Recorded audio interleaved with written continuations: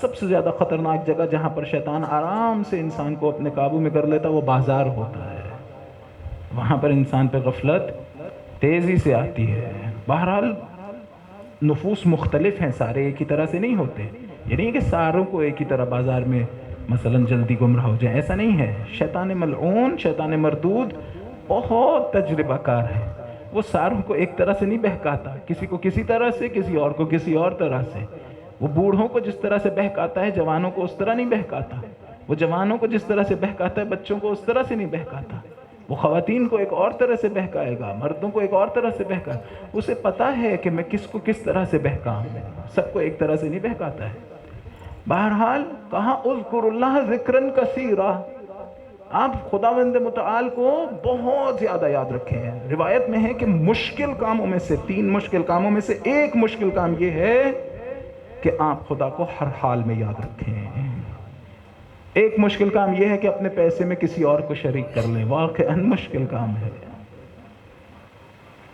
خدا کی یاد میں رہنا ہمیشہ یہ ایک مشکل کام ہے، آسان کام نہیں ہے.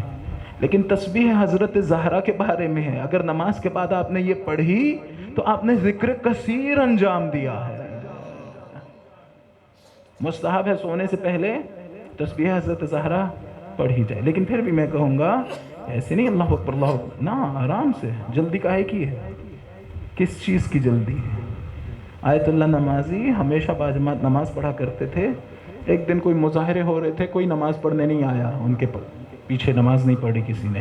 اکیلے تھے، انتظار کرتے رہے. جب کوئی نہیں آیا تو بہرحال نماز پڑھنا چاہتے تھے. اتنے میں دیکھا ایک جوان آیا. اس جوان نے کہا آپ پیچھے کھڑے ہوئیے، میں آگے امامت کرتا ہوں، آپ میرے ساتھ نماز پڑھ لیں. نماز پڑھ لی تو کہا انہوں نے، یہ میں نے خود ان کی ویڈیو دیکھی، انہوں نے کہا میں بیٹھ کے دیکھ رہا تھا وہ جوان تسبیح اس طرح پڑھ رہا تھا، اللہ اکبر اللہ اکبر اللہ اکبر. جب نماز پڑھ کے فارغ ہو گئے تو پھر میرے ذہن میں آیا نماز تو میں نے پڑھانی ہوتی ہے، یہ آج میں نے اس کے پیچھے نماز پڑھی. کہا اس وقت میری توجہ ہوئی میں نے زمانے کے امام کے پیچھے نماز پڑھی ہے. کہا لیکن وہ تسبیح کیسے پڑھ رہے تھے؟ آپ کیا سوچتے ہیں ائمہ بھی تو تسبیح پڑھتے تھے، وہ کیسے پڑھتے ہوں گے؟ اللہ اکبر اللہ اکبر اللہ، ایسے نہیں، پوری توجہ سے. خیر ان جتنی توجہ تو کسی کی نہیں ہو سکتی. ایک درود پڑھیے محمد و آل محمد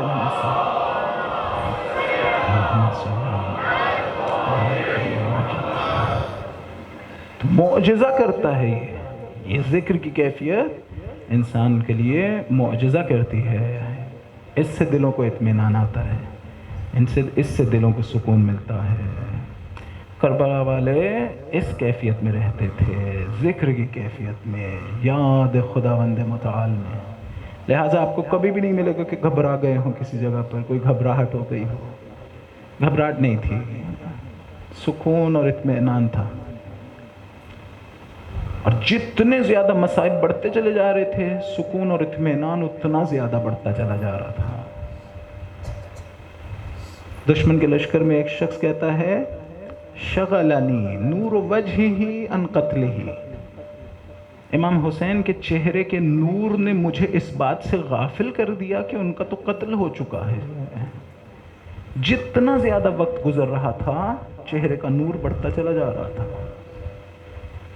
بڑھتا چلا جا رہا تھا. اگر نہ ہوتے حالت ذکر میں ان مصائب کو برداشت نہیں کر سکتے. کسی کے دل میں اتنی طاقت نہیں ہے.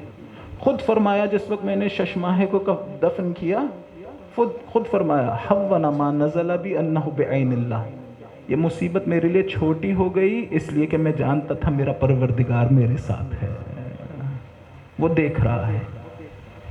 ورنہ کسی کے دل میں اتنی طاقت ہے؟ کسی کے دل میں اتنی طاقت نہیں ہے. کسی نے آ کے امام سے پوچھا، امام زین العابدین علیہ السلام سے، اتنے زخم لگے آپ کے بابا کو، چوٹیں لگیں.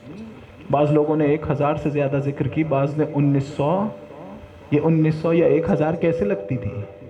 جہاں پہلے تلوار لگی ہوئی ہوتی تھی وہیں دوبارہ تلوار لگتی تھی. پوچھو اتنی تلواریں لگی ہیں، درد کتنا ہوا؟ امام زین العابدین علیہ السلام نے فرمایا جتنا سوئی چبھنے کا ہوتا ہے. کیا مطلب؟ یعنی یہ کہ حسین اس قدر یاد خدا میں ڈوبے ہوئے تھے کہ اپنے جسم پہ پڑنے والے زخم محسوس نہیں کر رہے تھے، جسم والے زخم محسوس نہیں کر، لیکن جو روح پہ زخم آ رہے تھے وہ شدت سے محسوس کر رہے تھے، باقیوں سے زیادہ محسوس کر رہے تھے۔ اسی لیے جس وقت حضرت عباس علیہ السلام کے لاشے پہ پہنچے، اونچا اونچا گریا کر رہے تھے، بلند بلند گریا کر رہے تھے، بس ان مصائب کو محسوس کرتے تھے جو روح پر آ رہے تھے، جسموں والے مصائب۔ ہاں، اس لیے کہ یاد خدا میں وہ جو کہہ رہا تھا کہ مجھے حسین کے چہرے کے نور نے بھلا دیا کہ قتل ہو گیا، ہوا کیا تھا؟ ہوا یہ تھا کہ آخری وقت میں امام حسین علیہ السلام آواز دے رہے تھے، بعض علماء نے اس طرح سے نقل کیا، آواز دے رہے تھے میں پیاسا ہوں، 2 گھونٹ پانی کے دے دو۔ تو یہ دشمن کے لشکر میں تھا، عمر سعد سے کہتا ہے، عمر سعد حسین مر رہے ہیں، قتل ہو جائیں گے، تھوڑا سا پانی دے دے۔ اس نے کہا جاؤ تم خود دے دو۔ تو اس نے ایک کوزہ اٹھایا اور لے کے مقتل کی طرف بڑھا، مقتل کی طرف بڑھا تو دیکھا شمر لعین آگے سے آ رہا ہے، شمر لعین کے ہاتھ میں امام حسین کا سر تھا۔ یہ قریب پہنچا تو پانی کا پیالہ امام حسین کے ہونٹوں سے لگا رہا تھا۔ شمر نے کہا کیا کر رہا ہے؟ کہا حسین کو پانی پلا رہا ہوں۔ کہا دیکھ نہیں رہا میں قتل کر چکا ہوں، میں سر کاٹ چکا ہوں۔ اس نے کہا شغلنی نور وجہہ عن قتلہ، حسین کے چہرے پہ ایسا نور تھا کہ میری توجہ ہی نہیں ہوئی کہ قتل ہو گئے ہیں۔ بڑھتا گیا یہ نور۔ اگر یاد خداوند متعال نہ ہو انسان، ہم بھی دیکھیں آج کل مصائب آتے ہیں، یاد خدا ہو تو بہرحال برداشت کر لیتے ہیں، خدا کی یاد نہ ہو تو نہیں برداشت ہوتے ہیں۔ بہت سے مصائب ہمیں جو مشکلات آتی ہیں وہ بھی برداشت نہیں ہوتے ہیں۔ قربان ہو جاؤں اہل بیت کے، چھوٹے چھوٹے بچے یاد خدا میں رہتے رہے، کبھی زبان شکوے والی نہیں کھولی۔ عزیزان، غزہ کے مظلوموں کو نہیں بھولنا چاہیے، جب آنسو بہا رہے ہوں تو خدا سے صدق دل سے ان کے لیے بھی دعا کیجیے گا۔ دیکھیے آپ نے فوٹیجز جہاں بچے رعب کی وجہ سے اور خوف کی وجہ سے کانپ رہے ہیں، ان کو دیکھ کے ہلکا سا تصور پیدا ہوتا ہے کہ کربلا میں کیا گزرا ہوگا۔ حضرت حر آ کے کہہ رہے تھے حسین کیا میری توبہ ہو سکتی ہے؟ میری وجہ سے آپ کے بچے ڈر گئے تھے۔ کیا ہوا تھا؟ ایک مقام سے امام حسین علیہ السلام آگے بڑھنا چاہ رہے تھے تو اپنے اصحاب سے کہا آج پانی کچھ زیادہ رکھ لینا ساتھ، کیوں؟ جانتے تھے کہ اگلے مقام پہ حر سے ملاقات ہونی ہے۔ جا رہے تھے اگلے مقام پہ تو ایک شخص نے تکبیر بلند کی، مولا نے کہا کیا بات ہے؟ کہا میں درخت دیکھ رہا ہوں دور سے۔ مولا نے کہا اس مقام پہ درخت نہیں ہے، کچھ اور ہے۔ کسی نے کہا مجھے ایسے لگتا ہے کہ گھوڑوں کی گردنیں ہیں۔ مولا نے کہا یہ زیادہ قرین قیاس ہے۔ تھوڑی دیر بعد حر کا لشکر پہنچا، کریم حسین یعنی یہ۔ جب حر کا لشکر پہنچا تو مولا نے کہا کہ سب کو پانی پلایا جائے۔ وہ جسے 3 دن تک پیاسا رکھا گیا، جس کے بچوں کو پانی نہ پلایا گیا، کہہ رہے سب کو پانی پلایا، اور فقط ان کو نہیں، ان کے گھوڑوں کو بھی پانی پلایا جائے۔ حر کے لشکر میں ایک شخص تھا، اس نے کہا پیاس سے میری جان نکل رہی تھی اور میں سب سے آخر میں کھڑا تھا۔ میں سوچ رہا تھا کہ جب تک حسین کا لشکر ہمیں پانی پلائے گا میری تو جان نکل جائے گی۔ میں ابھی یہ سوچ رہا تھا تو میں نے دیکھا حسین مشک اٹھا کے آ رہے ہیں۔ اجرکم اللہ۔ جب تک میری پیاس نہ بجھی حسین پانی ڈالتے رہے، میں پیتا رہا۔ اے پیاسے کو سیراب کرنے والے حسین۔ نماز کا وقت ہوا، امام حسین علیہ السلام نے حر سے کہا تم خود اپنی الگ نماز جب شروع کرو گے؟ کہا نہیں، نماز آپ کے ساتھ پڑھوں گا۔ نماز پڑھی، عصر کے وقت میں امام حسین علیہ السلام نے کہا کوچ کرنا ہے، یہاں حر آگے بڑھا۔ حر نے آگے بڑھ کے کہا مولا مجھے حکم ملا ہے آپ کو روک دوں۔ مولا نے کہا واپس جانے دے، کہا نہیں میں آپ کو کوفہ لے جاؤں گا۔ مولا نے کہا میں کوفہ نہیں جاؤں گا۔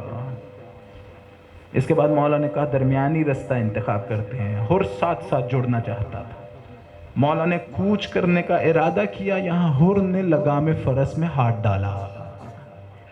تصور کر سکتے ہیں حسین ایک گھوڑے پر بیٹھے ہوں، چلنا چاہتے ہوں اور کوئی روک لے۔ امام نے کہا ثقلت کا امک، حر تو نے یہ جو کام کیا ہے نا، اس کا اثر یہ ہونا چاہیے کہ تو مر جائے اور تیری ماں تجھ پہ گریا کرے۔ یعنی تو نے کوئی معمولی کام نہیں کیا،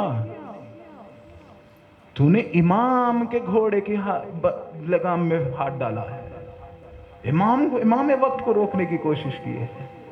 اس نے آگے سے کیا جواب دیا؟ اس نے کہا حسین آپ نے میری والدہ کا نام لیا، اگر کوئی اور ایسا کرتا تو میں اس کی ماں کا نام لے لیتا، لیکن کیا کروں آپ زہرا کے بیٹے ہیں۔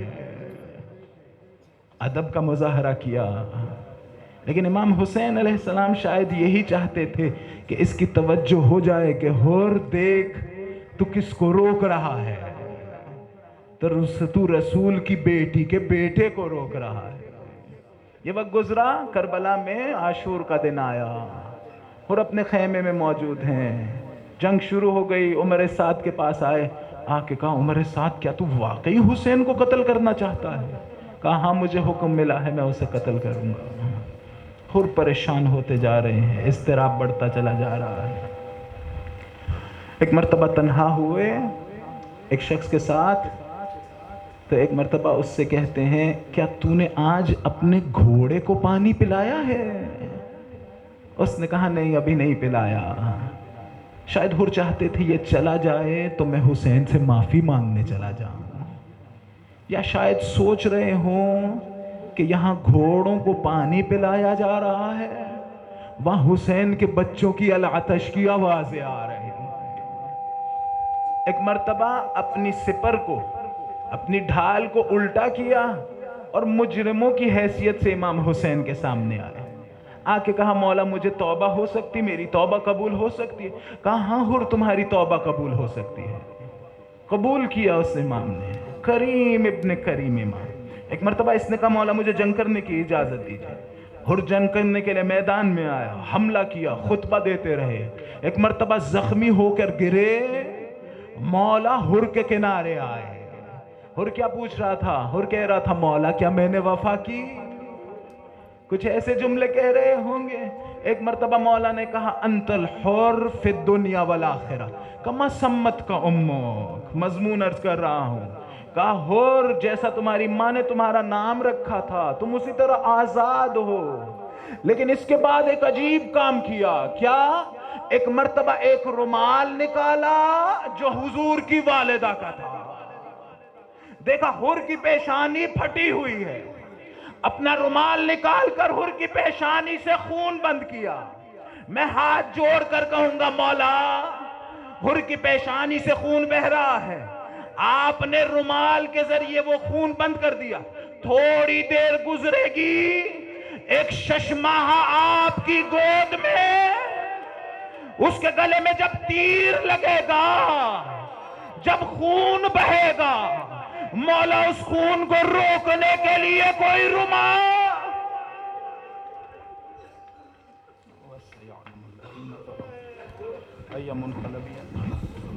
ماتم حسین